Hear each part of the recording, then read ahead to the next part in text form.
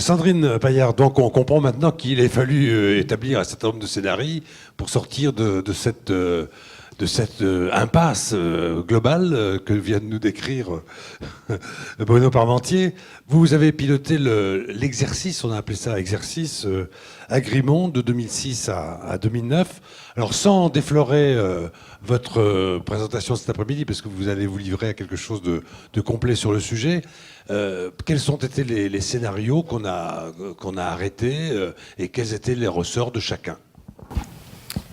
Alors en effet, je suis là en témoin des débats qui ont eu lieu dans le projet Agrimonde, qui était une étude prospective initiée par l'INRA et le CIRAD, mais qui a mobilisé beaucoup d'experts de diverses institutions françaises.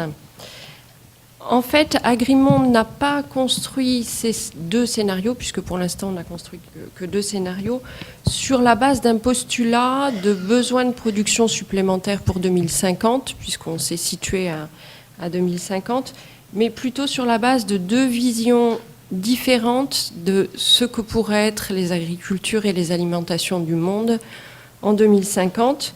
On a fait deux scénarios très très différents en termes de philosophie de scénario.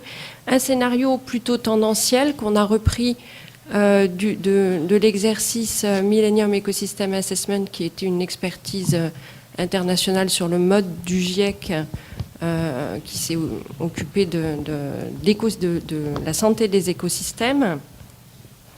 Et on a pris ce scénario tendanciel, c'est-à-dire qu'il suppose, tendanciel en tout cas, je ne sais pas s'il est tendanciel, mais enfin il est vu comme tendanciel aujourd'hui. Il suppose un progrès technique rapide, et des rendements agricoles qui augmentent rapidement, la libéralisation du commerce, notamment dans le domaine agricole. Et dans ce scénario, l'environnement n'est pas vraiment une priorité. Ce qui est une priorité, c'est d'augmenter le bien-être matériel des hommes, de limiter aussi les inégalités. Donc vraiment, c'est un scénario qui table sur la croissance économique pour assurer la sécurité alimentaire. Mais en même temps, quand vous considérez les tendances, vous considérez toutes celles qui viennent d'être rappelées. Oui. Oui, mais c'est vrai que il y a le tendanciel sur très long terme et puis il y a le tendanciel plus récent, par exemple les rendements qui augmentent beaucoup moins ces dernières années, donc quel tendanciel on prend. Donc on a pris plutôt un tendanciel sur long terme. Et la déperdition de terre, de cultiver. Oui. Et donc on a fait un deuxième scénario qui est un scénario complètement normatif, c'est-à-dire qu'on a supposé qu'en 2050, on aura su au niveau mondial mettre en œuvre une agriculture durable et on aura su aussi avoir des alimentations durables. Et ce scénario était, qu'on a appelé Agrimonde 1, était très inspiré du scénario Révolution doublement verte du bouquin de 2006 de Michel Griffon. Et l'objectif vraiment pour ce scénario de développement durable, c'était de se questionner sur le développement durable, sur le sens qu'il a, sur les dilemmes, les tensions, les synergies et les défis que représente le développement durable.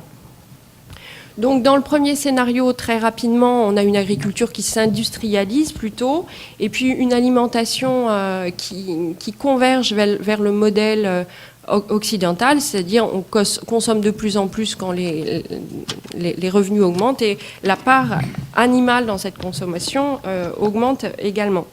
Dans le deuxième scénario, on a postulé que on était dans une agriculture écologiquement intensive. On l'a définie de façon très très large, c'est-à-dire qu'on a défini cette agriculture comme étant capable de répondre aux besoins croissants, d'une part, comme étant respectueuse de l'environnement, bien sûr, et aussi comme étant, et ça c'est très important, pilier du développement.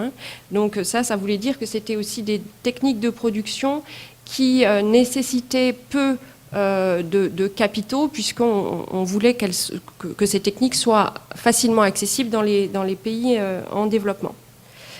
Et au niveau de l'alimentation, là, on a fait une hypothèse très forte, puisque aujourd'hui, les disponibilités alimentaires dans le monde, en moyenne, sont à 3000 kilocalories par jour et par personne. C'est ce qui est ingéré, mais c'est aussi ce qui est perdu au moment de l'acte de consommation.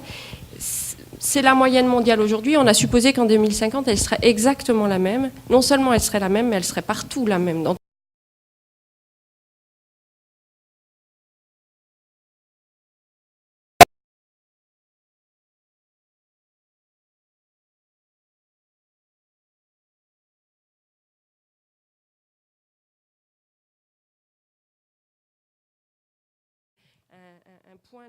Un point de discussion. Donc, on a quantifié avec les experts les ressources et les emplois alimentaires en données physiques, c'est-à-dire qu'on a tout transformé en kilocalories et en hectares. Hein. Donc, quand on veut quantifier les ressources, eh bien, on avait les hectares de terre, par exemple, je vais très vite. Les rendements, c'était en kilocalories par hectare et par jour. Et les consommations, et au niveau des emplois, on avait les populations et les régimes alimentaires de ces populations en kilocalories par habitant et par jour. D'accord ? Donc, très simple, pas beaucoup d'économies et pas beaucoup de simulations. Bon, je vous le dirai plus précisément cet après-midi, pour ceux que ça intéresse, comment on a fait tout ça. In fine, puisqu'il faut aller très vite, hein, dans les deux scénarios aboutissent à des augmentations de production nécessaires qui sont très différentes, puisque finalement, dans le premier scénario tendanciel, il faut augmenter la production par jour en kilocalories par jour, la production végétale, que ce soit pour nourrir directement les hommes, mais aussi les animaux qui seront ensuite mangés par les hommes, mais aussi les productions agricoles non alimentaires, les semences, les pertes, etc., eh bien, ça aboutit à une augmentation de production nécessaire de 90% par rapport à aujourd'hui, alors que dans le scénario Agrimonde 1, qui suppose la durabilité, l'augmentation de production est bien loin même des 70% réputé nécessaire de la FAO, puisque on a supposé, étant donné nos hypothèses, ça demande une augmentation de production de 35%, sachant que la population entre 2000 et 2050 augmente de à peine 50%. Hein, donc on est même en dessous de l'augmentation de la population. Bon, c'est notamment lié au fait que la transformation des calories végétales en calories animales est beaucoup plus efficace dans ce scénario par rapport à aujourd'hui. Mais donc, on voit bien que ce qui est important, hein, même s'il y a plein de scénarios envisageables et qu'on peut débattre de la plausibilité et même de la durabilité de ce scénario Agrimonde 1, ce qui est important ici, c'est qu'en effet, les plus 70% de la FAO ne doivent pas être pris comme un postulat du débat sur la sécurité alimentaire à l'horizon 2050. Finalement, d'autres évolutions que le purement tendanciel ou le assez tendanciel sont envisageables. Et puis, même si le tendanciel, le premier scénario tendanciel apparaît aujourd'hui comme sans doute beaucoup plus probable que notre scénario de développement durable, finalement, est-ce que ce scénario tendanciel, comme les autres intervenants l'ont rappelé, est-ce qu'il ne nous conduit pas dans l'impasse, puisque du côté de la production, ça suppose d'augmenter les rendements agricoles de à peu près au niveau mondial 1,15% par an, alors que sur les années 60, des années 60 aux années 2000, les rendements ont augmenté de 2% par an, donc ça fait encore une augmentation assez forte. Est-ce possible, étant donné les niveaux atteints dans certaines régions, et on voit sur les tendances que dans pas mal de régions, il y a une stagnation des rendements. Est-ce possible, étant donné le changement climatique, bien sûr, et puis à quel prix pour les écosystèmes, et à quel prix aussi en termes de durabilité sociale, puisque ce scénario tendanciel, il suppose une très très rapide augmentation de la productivité du travail dans l'agriculture, et ça suppose, ça renforce des tendances et des rythmes d'urbanisation qui sont très forts et qui sont certainement un des problèmes de durabilité sociale qui se pose. En d'autres termes, les tendances dévorent le scénario tendanciel. Alors, les tendances dévorent le scénario tendanciel. Du côté de la production, je l'ai dit, je pense que ça paraît assez évident, mais il faut aussi penser à l'alimentation, parce que le tendanciel de l'alimentation, eh bien, c'est une épidémie d'obésité qui commence à être qui est un problème dans les pays riches, mais qui commence à être un problème extrêmement grave dans les pays en développement.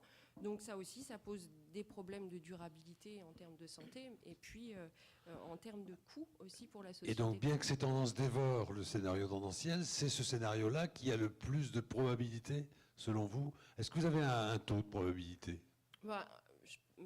De toute façon, quand on fait de la prospective, c'est pas vraiment pour savoir, c'est pas vraiment j'ai bien compris. Pour avoir raison sur le J'ai bien futur. compris, mais dans vos sentiments, on va parler de sentiments, non pas de calcul précis.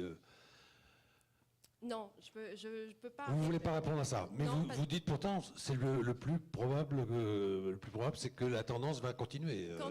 Quand on se place aujourd'hui, on pense toujours que le tendanciel est le plus probable, mais on voit là très clairement que le tendanciel conduit à des impasses, que finalement le tendanciel c'est sur quelques décennies là, alors que les dernières années commencent à nous... Alors Michel Griffon, vous voulez intervenir, mais il faut que vous preniez le micro. Sur ce plan-là, oui. Le principe des scénarios qu'a fait Sandrine, c'est de montrer des avenirs contrastés. Oui. La réalité se situera certainement entre les deux scénarios. C'est ça. Mais vraisemblablement, ce qui va se passer, c'est que petit à petit, espérons que le monde en général prenne conscience que le premier scénario est un scénario dangereux et que peu à peu, il oriente la trajectoire vers le second scénario.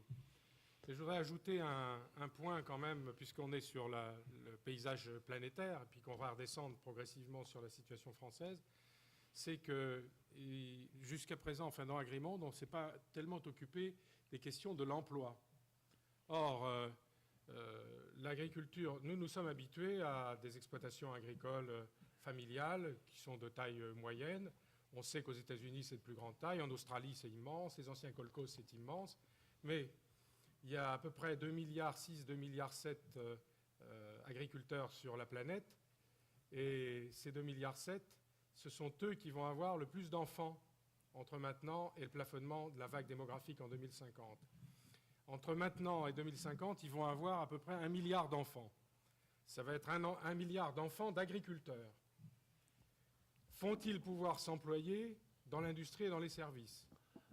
Vraisemblablement, ça va être très difficile, puisque l'industrie et les services sont en train de chasser l'emploi à grands coups de compétition internationale pour la productivité du travail. Donc, comment l'agriculture mondiale va-t-elle accueillir ces milliards supplémentaires ? Et ça, il faut qu'on prenne ça en compte dans les futurs scénarios. C'est une chose dont il faut qu'on discute. Et c'est la raison pour laquelle peut-être que les réformes agraires dans beaucoup de pays du monde vont redevenir à l'ordre du jour et qu'il y a, pour étayer ce que disait Bruno, Malthus n'est peut-être pas complètement mort, qu'il y a encore vraiment un énorme problème alimentaire pour que les agriculteurs puissent s'alimenter eux-mêmes dans une portion importante sur la planète. Alors, bien sûr, nous sommes un peu éloignés de la situation française, mais tout ça va interagir à l'échelle globale. Les milliards supplémentaires sont en Afrique et en Asie, très peu en Amérique latine. Ce sont les pays du Maghreb, du Moyen-Orient, d'Asie centrale, la Chine, l'Inde et certains pays d'Asie vont devenir des grands importateurs. Quels seront les exportateurs ? Ceux qui sont candidats, c'est le Brésil, l'Argentine, le Canada pour des raisons de changement climatique, la Russie pour des raisons de changement climatique, peut-être un peu la Chine du Nord aussi, et l'Amérique du Nord, l'Europe vont se porter aussi un peu candidats, mais n'ont pas des réserves de productivité gigantesques. Tout ça va aboutir à ce que les produits agricoles échangés à l'échelle de la planète vont être beaucoup plus importants que par le passé. Il y a 30 ans, on échangeait 3 à 4% des produits alimentaires de ce qui était la production brute. Dans l'avenir, je pense qu'on sera, mais il faudrait le calculer dans un nouvel agrimonde, entre 25 et 35%, avec un marché qui sera beaucoup plus déséquilibré, beaucoup plus considérable, où la sécurité alimentaire sera moins assurée parce que les rendements seront plus chaotiques pour des raisons de changement climatique. Et ça va interagir avec l'agriculture française, pour laquelle on peut prédire des problèmes de changement climatique, des fluctuations de prix relativement importantes et des situations dans le monde dans lesquelles, de temps en temps, il y aura des prix élevés parce qu'il y aura une production insuffisante et des prix bas de temps en temps parce qu'il y a une production qui sera excédentaire.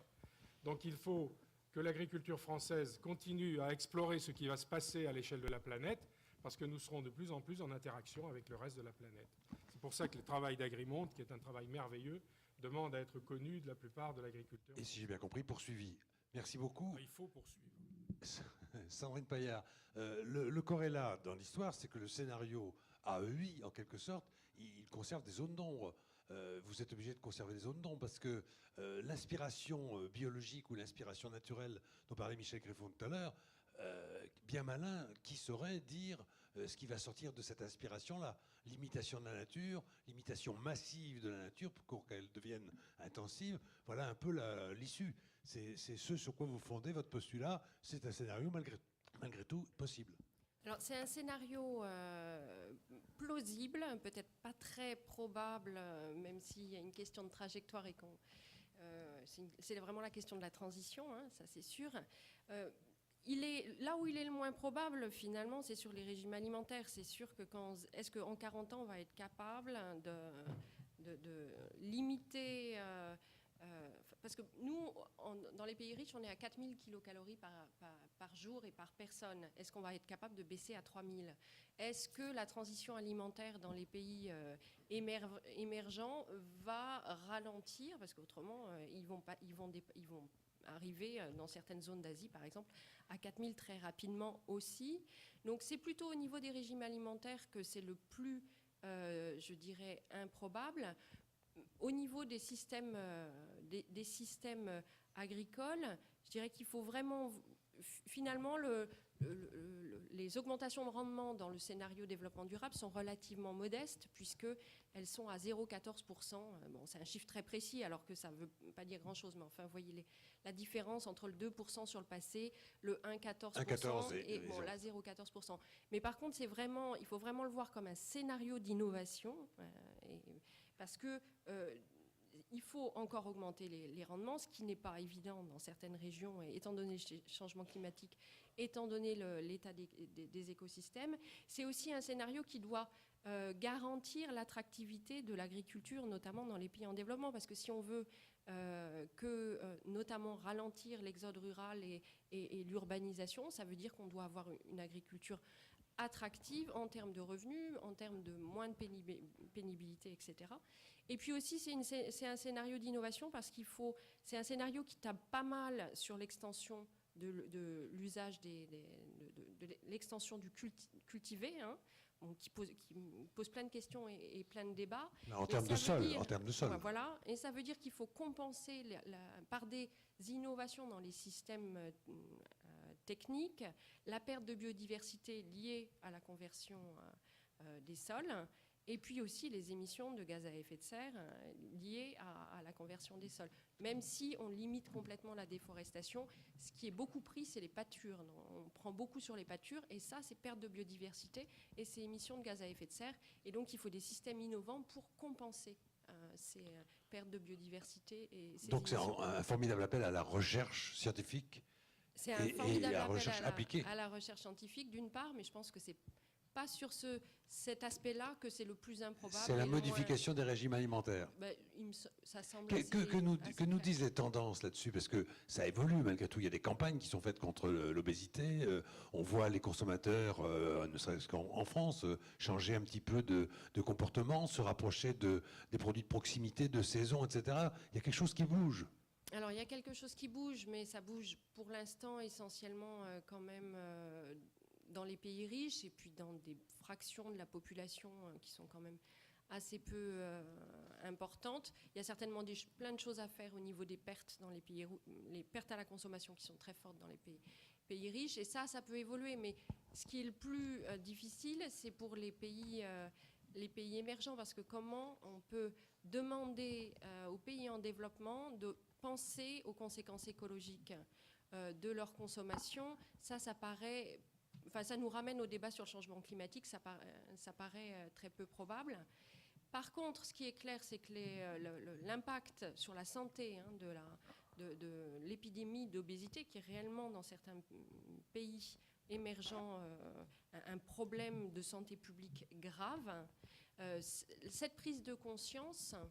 La transition nutritionnelle s'est faite beaucoup plus rapidement dans les pays en Asie par exemple qu'en OCDE, et peut-être que cette prise de conscience des problèmes nutritionnels et des problèmes de santé liés à des excès d'apport calorique, notamment dans les régimes carnés, peut-être que cette prise de conscience-là, via la santé, va amener plus rapidement que chez nous à une prise de conscience des problèmes liés au régime alimentaire et à leur équilibre. Donc il y a des paramètres qui sont susceptibles de bouger, y compris fortement, rapidement.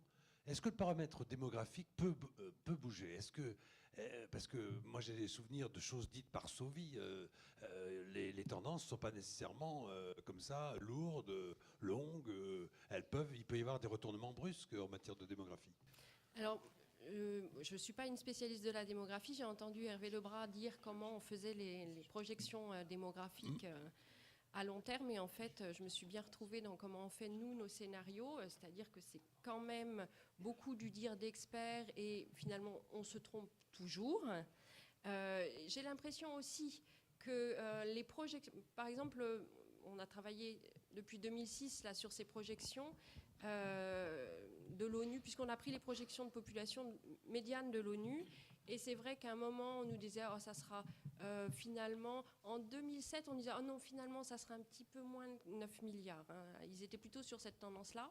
Et puis aujourd'hui, au même moment où on est sur des débats plus malthusiens, bizarrement, on nous dit non, finalement, ça sera peut-être un petit peu plus que 9 milliards. Donc je pense que ces projections, elles suivent aussi, elles sont aussi très dépendantes du débat politique et des peurs du moment. Donc, ça exprime toujours des peurs en réalité. Voilà. Donc que ça va encore augmenter dans les décennies qui viennent, c'est clair, mais sans doute que ça apparaît assez clairement partout. Mais alors là, est-ce que le pic est à 2050, comme on le dit aujourd'hui, et à 9 milliards la natalité, c'est vraiment quelque chose de très complexe.